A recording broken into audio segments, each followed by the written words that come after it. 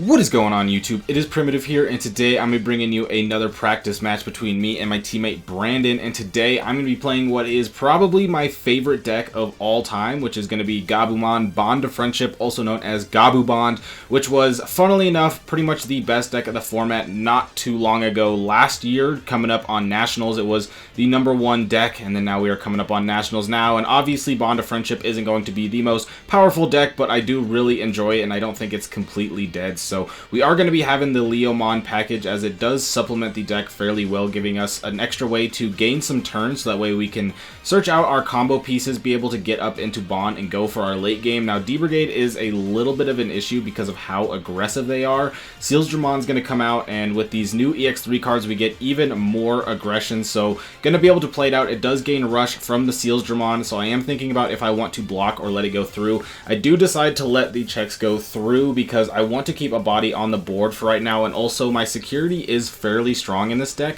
so I figured they would have a good chance of hitting something out of security. They do hit the Sorojo, which isn't going to immediately help me, but it is still pretty nice because my opponent does have 3 sources underneath their Tankdramon, so I have a chance of being able to strip all the sources here by going with the Kumamon, which will strip 1, then I can trade into the Sealsdramon and tap the Sorojo to strip the other sources. This will help me slow them down a little bit though, because now they don't have the Sealsdramon inheritable to grant some Commandramon Rush, and also they don't play the new Darkdramon, I believe, and so that means that Sorojo has a good chance of giving me some memory if they don't go down in security, if they swing in. But I did just set up 2 mats on my last turn, and I do have the BT6 Gabumon in the back, so if I do have the Gabu Bond, I am going to be set up pretty good to be able to go in for the Gabu Bond turn, especially if I am able to get Sorojo memory. That would help me gain a lot of memory to be able to go for Bond and also be able to go for a hybrid. But the Tankdramon does swing in and hit the Beowulfmon, so 7k to 7k, and I drop my 2 3-drop Tamers, and my opponent is now going to play out 2 Kazu, so I have to think about if I want to promote here or not, because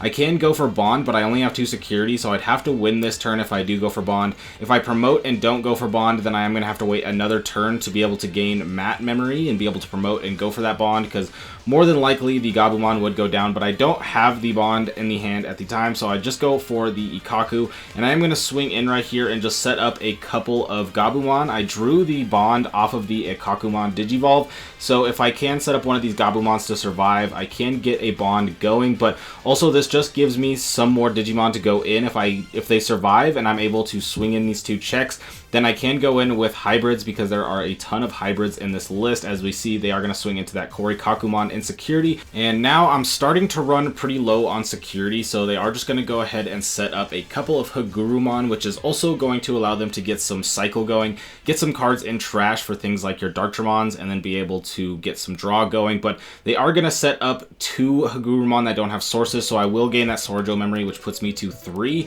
and that is enough to be able to go for Gabu Bond if I want. But I do have to keep in mind that if I do that, I will trash my last security, meaning that my opponent could just hybrid for game, and I can't really go for that because there's too much risk in swinging into security with things like Ultimate Flare and Iron Fisted Onslaught. So I am going to go with the Innocence Blizzard instead, which is going to be able to stun the 2 Hagurumon right there. We see that the Iron Fisted Onslaught did come out, so if I did go for Bond, that would have been quite an issue. So just going to stun the 2 Hagurumon that are on the board right now. They are going to gain the 2 memory from the Kazu, and I just have to hope that they don't have double Grumblemon to be able to just double hybrid for game, or if they do have the double Grumble, I have to hope that that one option card is something like Hammer Spark or Ice Wall. But since they aren't going for it yet, that does show that they probably don't have the double hybrid. But with 5 memory, that means that they can do the Grumblemon for 2 and the Darkdramon for 3, so obviously going for the Darkdramon right here, pulling aside 5 D-Brigades to put to the top of their deck to play this for 3, going to swing into the Davis. You see me pause for a second before activating the Davis effect because I was just assuming he was going to Grumblemon me right there,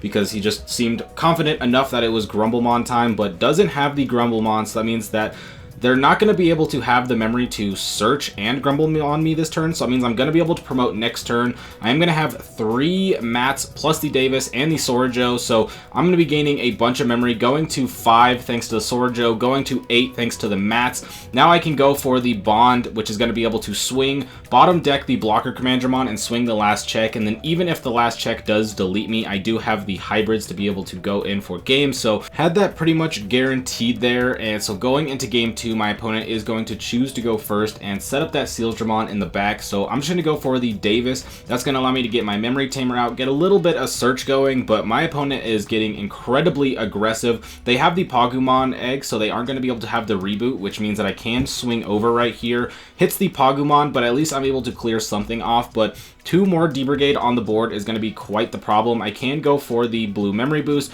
put my opponent to 1. Unfortunately, bottom decking 3 Tamers, including one of the mats, and my opponent swings in and hits that Gabu. Luckily for me, doesn't see a Commandramon to play off the on deletion effect, and then gonna go down when swinging with the 2-drop Commandramon as well. So right now, there is still a Commandramon on board and 1 in back, and now the Pride memory boost, but there's not 3 Digimon on the board anymore, which was quite intimidating, so I just have to get a little bit aggressive, but I can also be a little bit defensive with the Leomon, so just swing in with the Lobomon. It does survive, which is nice, and so that means I can get another swing in, and right now I'm considering if I want to block or if I want to let it go through, and I decide to just let it block and pass the turn because the chances my opponent swings with that blocker Commandramon if I leave my Leomon there to block is pretty low, and so they would just be able to get essentially the free swing in with that 5k Commandramon, so I'm just going to block it and pass turn. Now go up into the Kakumon, which will allow me to swing over one of the Commandramon, so there's less damage on the board. My opponent can't go for game this turn because they only have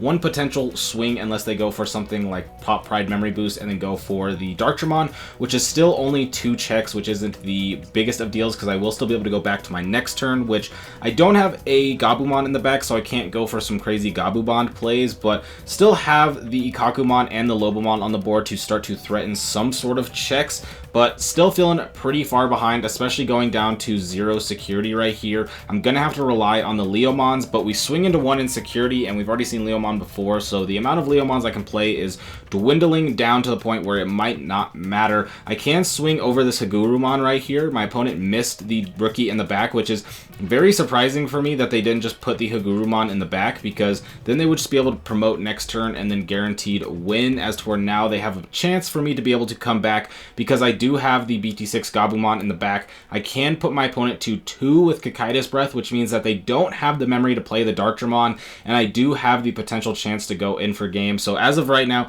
if they just put that Hagurumon in the back and promoted, they would have been able to swing. Obviously, they know that there is a quite amount of Leomons in the deck that could play around that, but I still think that is slightly better than just hard playing. So we're going to see the blocker Commandramon come out, and it's time for me to just go in for game. I don't know if I do this the best way because I don't have the bond, so I go for the Beowulf, which is going to bounce, but then I hit the Ultimate Flare, which is going to be able to Digivolve either my Ikakumon or my Lobomon and pop that Gabumon, and so I do not have the cards or the memory to be able to go for game right there, so I am just going to scoop it up, and going into game 3, I will have my opponent go first. I know that a lot of times they want to go first, but I need to find a lot of cards, so that extra draw is going to be very nice, especially as we see them go for the Pride Memory Boost and completely flop right here. And you see me take the Lobomon over the Bond of Friendship, which is going to be something that is potentially a mistake later in the game, as we might see, but I do think that in this matchup I was kind of focusing on going for some more early aggression to be able to try to control the board, but